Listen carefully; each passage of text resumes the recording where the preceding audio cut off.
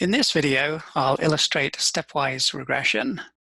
I'll use this dataset on blood pressure, where we have 20 individuals with high blood pressure, and we've also measured their age, weight, body surface area, duration of hypertension, basal pulse, and stress index. So we have 6 potential predictors, and our response variable is the blood pressure. So if we select STAT, regression, fit regression model, and we'll put blood pressure in as the response variable, and then the 6 potential predictors: age, weight, BSA, duration, and pulse and stress. And then if we click on this button here labeled stepwise, the default is not to do stepwise regression, but we can change that to stepwise, forward selection, or backward elimination. So let's do stepwise first. And you'll see when I select that, it gives me a couple of options down here. One's called alpha to enter, and that's the significance level that will allow a predictor to be entered into the model. And the default is to set that at 0.15. So if a predictor has a p-value less than 0.15, then it's allowed to enter the model. Similarly, alpha to remove, the default here is again 0.15, and that means if a predictor has a p-value above 0.15, then it's a candidate for being removed from the model. This button here called hierarchy, if we click that, then we get lots of different options for requiring a hierarchical model at each step, or adding terms at the end to make it hierarchical, or not requiring a hierarchical model. We'll just leave this at the default, requiring a hierarchical model at each step. And then there's these other options as well, which we won't go into. And down here, I can have details about the method when Minitab returns the results of doing the stepwise regression, or I can get details for each step. And that's what I'll do here, just so that we can see what's actually going on. So I'll OK that, and OK that. And away we go. Okay, so here are the results in this table here. So step 1, what happened was Minitab tried to figure out which of the 6 predictors would give the best simple linear regression model with just one predictor.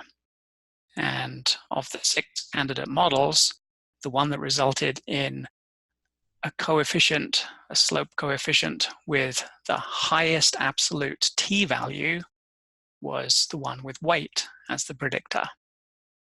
Equivalently, it's the one with the lowest p-value. Next step, step 2, weight is fixed, so that's fixed in the model.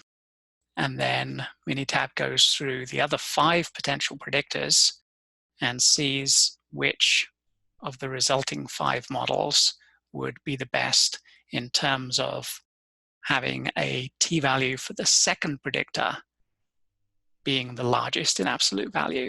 And it turns out that that is age is the second predictor that's selected. As soon as we put a second predictor into the model, it's possible that the p-value for the predictor that was already in the model at the first step, that is weight, it's possible that the p-value for that predictor changed in such a way that now it's no longer significant. In this case, that did not happen. It remained at 0.000 to 3 decimal places. So at step 2, we added age and we kept weight. Then at step 3, we keep weight and age and go through the other 4 remaining predictors and find out which one of those would be the most significant with the highest absolute t-value.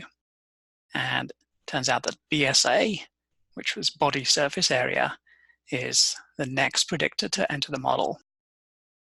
And then once we add BSA, we have to just make sure that the p-values for the predictors that are already in the model don't creep up above our threshold, the alpha equal 0.15. And neither of them do. The one for weight stayed at 000 to 3 decimal places. The one for age also stayed at 0.000. Step 4, which isn't shown here, Minitab goes through the 3 remaining predictors and see if any of those would be allowed to enter the model, would have a p-value less than 0.15.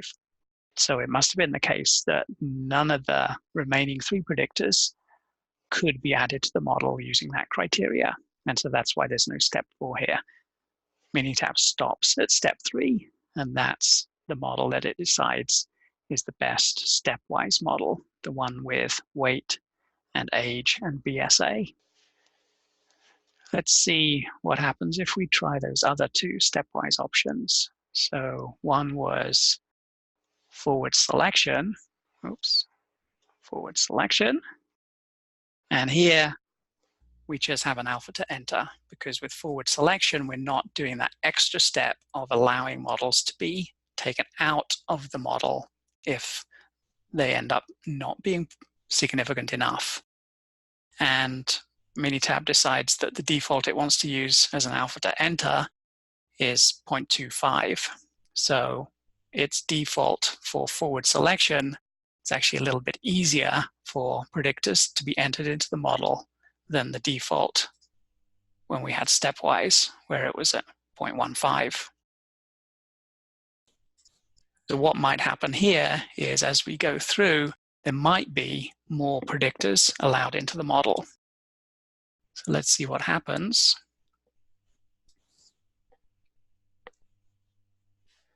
And yeah, sure enough, we've actually got 4 predictors entered into the model this time.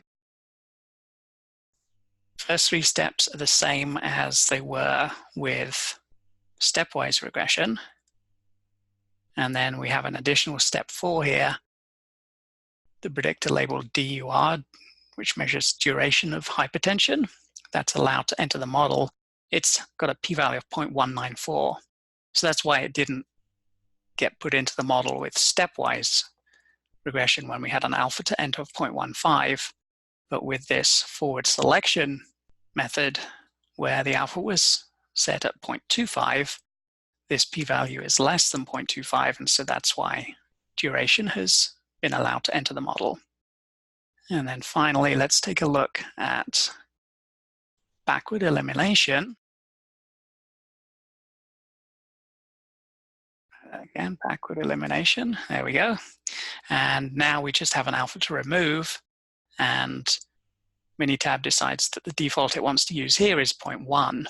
So what would happen here is, if we start with all the predictors in the model and then take out the least significant one, so the one with the highest p-value, and then just keep going. And eventually we'll get to a point where all the predictors left in the model all will have p-values less than this alpha here, 0.1. So let's see how that works in practice. Okay, so we've got 4 steps. The first step, all 6 predictors are in the model. And looking at the p-values, this one is the biggest one, 0.182 for duration. Okay, so that's removed at step 2. See, there's a blank in this row now. And then we look at the remaining 5 predictors, look at their p-values, and the highest one is 0.181. So now we'll take out pulse.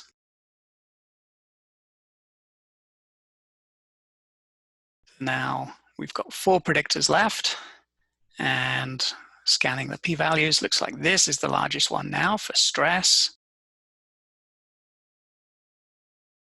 That's removed, and we've got age, weight, and BSA left. They've all got p-values smaller than that alpha to remove that we set of 0.1, and so this is the last step. So the backward elimination model turns out to be the same as the stepwise model. But in theory, you could end up with 3 different final models here, depending on whether you're doing stepwise, forward selection, or backward elimination.